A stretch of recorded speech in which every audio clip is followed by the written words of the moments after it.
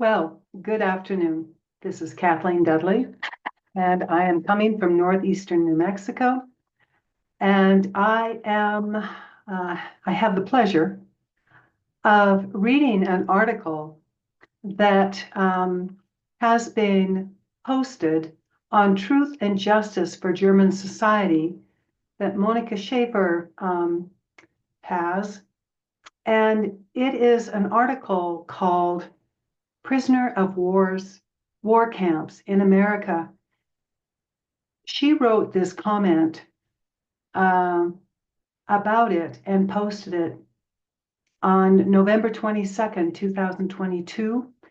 And it was written by LARRY Romanoff in 2020, June 1st.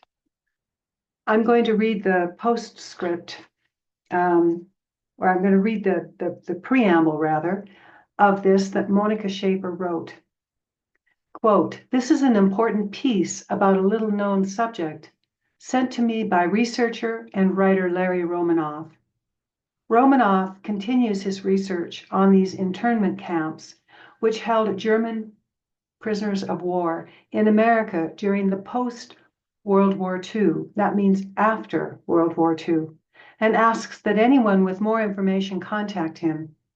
The original article from June 1st, 2020 was updated on November 22nd, 2022, and can be found here at his Blue Moon of Shanghai website. It is reproduced below. His contact information is at the opening paragraph as well as at the bottom of the article." So I read this and I was really quite flabbergasted. We hear about the internment of the Japanese. We hear about the internment of the Germans after World War II in Germany. Those of us who have been reading the books that expose that. But it is only recently that I found out that the Germans were interned in the United States after World War II. It kind of blew my socks off. So I wanted to read this. It's a long article, and it's called "Prisoner of the War Camps in America" by LARRY Romanoff. Here it goes.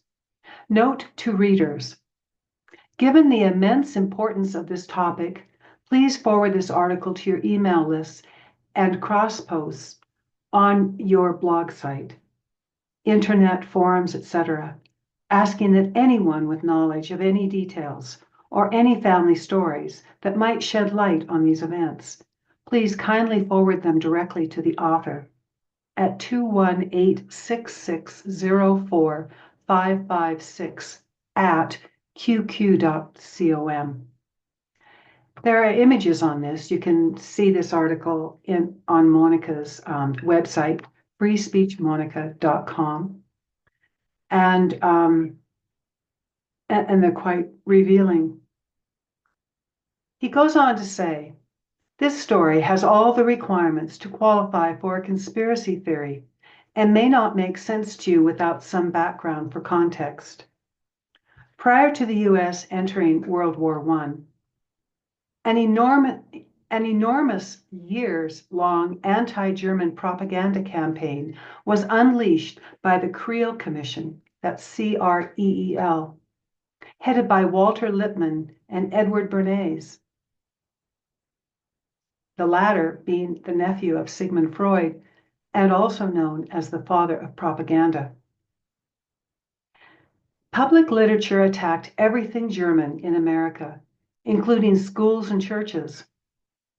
In many schools, the German language was forbidden to be taught to pure Americans, and administrators were urged to fire all disloyal teachers, meaning any Germans. The names of countless towns and cities were changed to eliminate their German origin. Berlin, Iowa became Lincoln, Iowa. German foods and food names were purged from restaurants. Sauerkraut became Liberty cabbage. Dachshund became Liberty dogs, and German shepherds became Alsatians.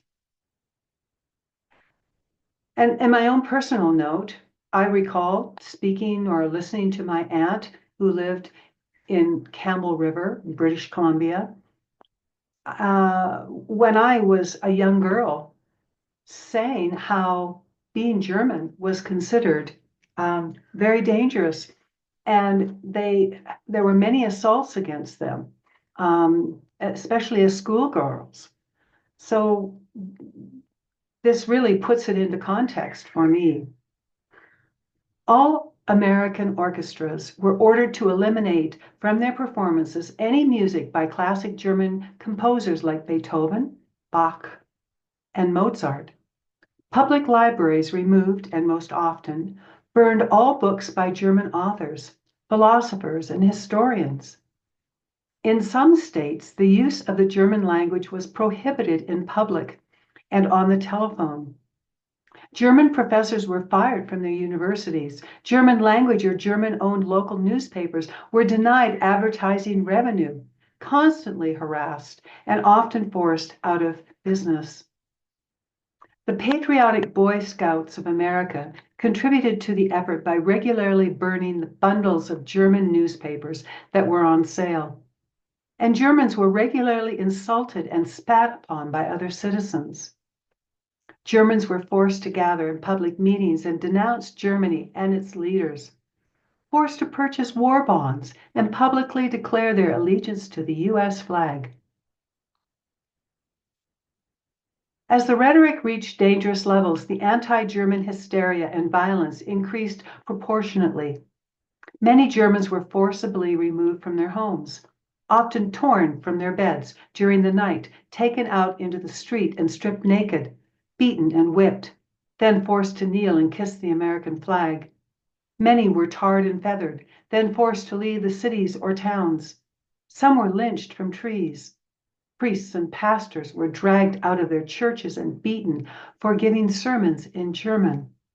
This sounds like the Bolshevik Revolution under Lenin and Stalin in the early 1900s. Obviously, it extended borders, crossed oceans.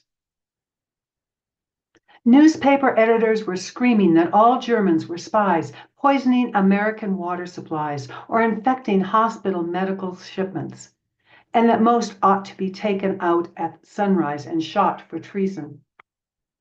Congressmen recommended hanging or otherwise executing all Germans in America. State governors urging the use of firing squads to eliminate the disloyal element from the entire state. The U.S. Secretary of the Navy, Josephus Daniels, stated that Americans would put, quote, the fear of God into the hearts, unquote, of these people.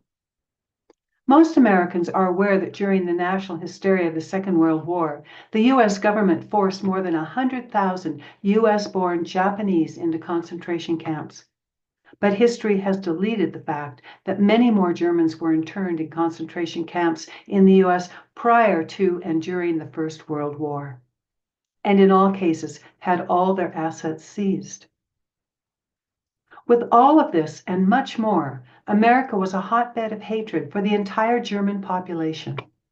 After the Second World War, Germany was widely accused of using propaganda against the Jews, while our history books have airbrushed out the massive and unspeakably evil storm of hate propaganda in America against Germans prior to and during World War II.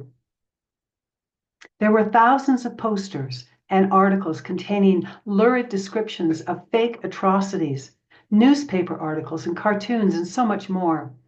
But the historical record of this year's long tapestry of lies and hate has been quite well buried. It is possible to find copies on the internet of many wartime posters, but this collection has been well sanitized, with virtually all the genuinely evil and dirty productions apparently lost to history. The narrative today is the history book. The narrative today in the history books casually dismisses all of this as, quote, an innovative use of graphic arts to stir patriotism, unquote. But it was hatred rather than patriotism that was being stirred. The propaganda incited an intense hatred for everything German to ease U.S. entry into the First World War.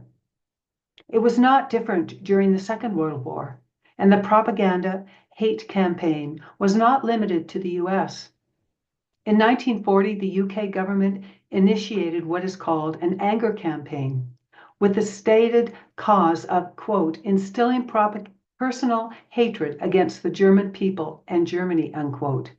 The authorities pleased that the original 6% of the British population that, quote, hated Germany increased to over 50% by the end of the campaign. The radio waves were full of descriptions of the, quote, cruelty and blackness of the German soul, unquote. There were articles in the British newspapers advocating the, quote, systematic extermination of the entire German nation, unquote, to be carried out after the war ended.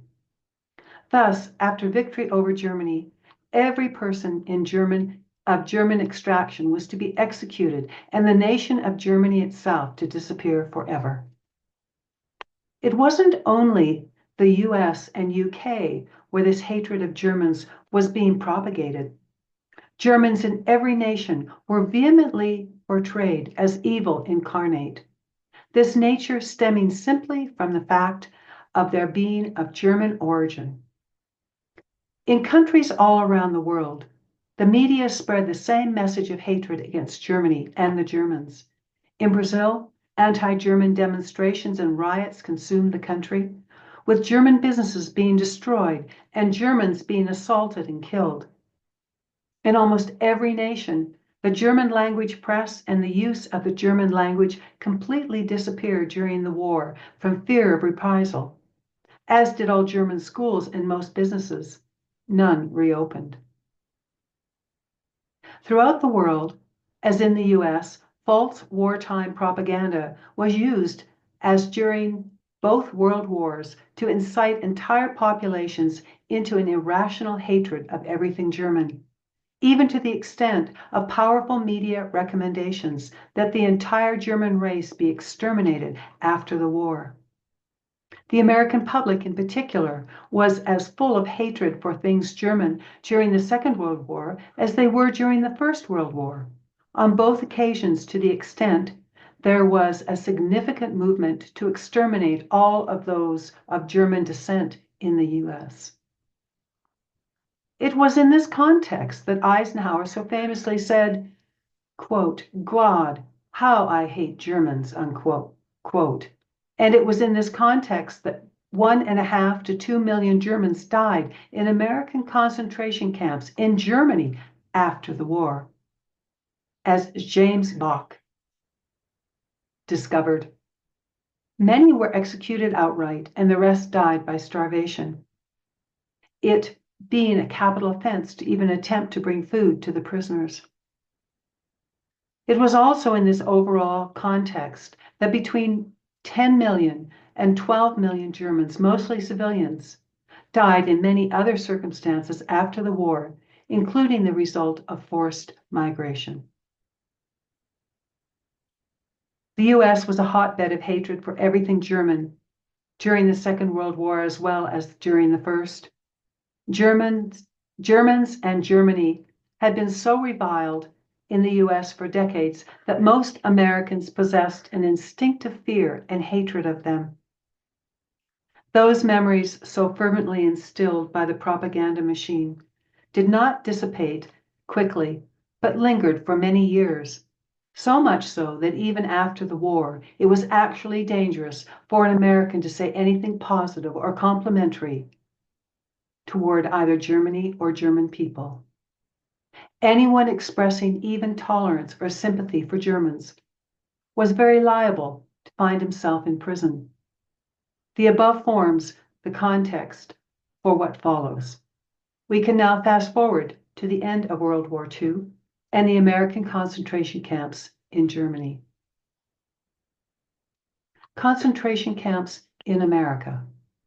It was in this context that the U.S. military established around 700 concentration camps for Germans in the U.S., prisons which housed nearly 500,000 German so-called, quote, prisoners of war, unquote, who were forcibly shipped from the concentration camps in Germany to the U.S. during the latter stages and also after the war ended. The official reasons given for this enterprise were varied and conflicting.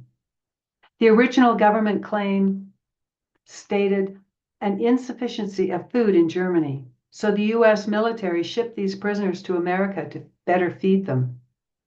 A later claim was of insignificant space remaining in Germany for more American concentration camps, so these civilians were relocated to the U.S. Another was that the prisoners filled the country's need for extra farm labor. This topic was understandably received little attention from the U.S. media, and the pages in the history book are almost blank. My first impression on reading the few articles that exist was, given the more or less uniform commentary and context, that an official template had been followed, though I may have been unable to locate it. Wikipedia claims that, quote, newspaper coverage of the camps and public knowledge of them were intentionally limited until the end of the war, in part to comply with the Geneva Convention. Maybe, but I am aware of no stipulation in any convention, Geneva or otherwise, prohibiting public knowledge of concentration camps. Let's begin by taking a brief look at the lives of these German prisoners while encamped in the USA. Several of the published articles presented what is purported to be quotations from letters written by Germans prisoners to their families, letters apparently mailed to Germany. From the September 2009 issue of the Atlantic magazine, from a letter purportedly mailed to Germany in 1944, quote, all in all, our life here is very orderly. We sleep in beds which have white covers, and we eat with knives and forks. Up until now, we were treated excellently, unquote. Another quoted in the Atlantic, quote, I am really in a golden cage, unquote. And another, quote, when I was taken prisoner, I visualized a life of horror, but it is quite different, unquote. The Atlantic article tells us, quote, the POWs were overwhelmed by the excellent conditions in the camps and the abundance of food and other articles, further claiming the existence of countless letters from Americans resenting the fact that there are German prisoners there and they live better than we do. Texas A&M history professor Arnold Kramer tells us, quote, German POWs are treated very well. They were given wine and beer with every meal, unquote. Wikipedia tells us, quote, many prisoners found that their living conditions as prisoners were better than as civilians in Germany, unquote, and that some prisoners were sent to a camp where, quote, each had their own bungalow with garden, unquote. Also, according to Wikipedia, they received wine with their meals and had special meals for Thanksgiving and Christmas, and in fact received too much food, quote, unable to eat all their food. Prisoners at first burned leftover food, fearing that the rations would be reduced, unquote. Lauren Horton confirms that the German prisoners, quote, got more rationed items like cigarettes than the civilians in the area could get, unquote, and that many Americans believed, quote, the prisoners had more luxuries than the average citizen, unquote. Wikipedia claims further that, quote, groups of prisoners pooled their daily beer coupons to take turns drinking several at a time. They also received 2 packs of cigarettes a day and frequently meat, unquote, noting, as have others, that meat and cigarettes were strongly rationed at the time and unavailable to most American civilians. Wikipedia further tells us that for German prisoners, quote, their good treatment began with a substantial meal served aboard, and they're referring to the ships carrying them to the U.S., and that upon arriving in America, they were amazed to travel in unusual comfort on, quote, sleek, comfortable passenger trains, unquote, that carried them to their prisoners' camps.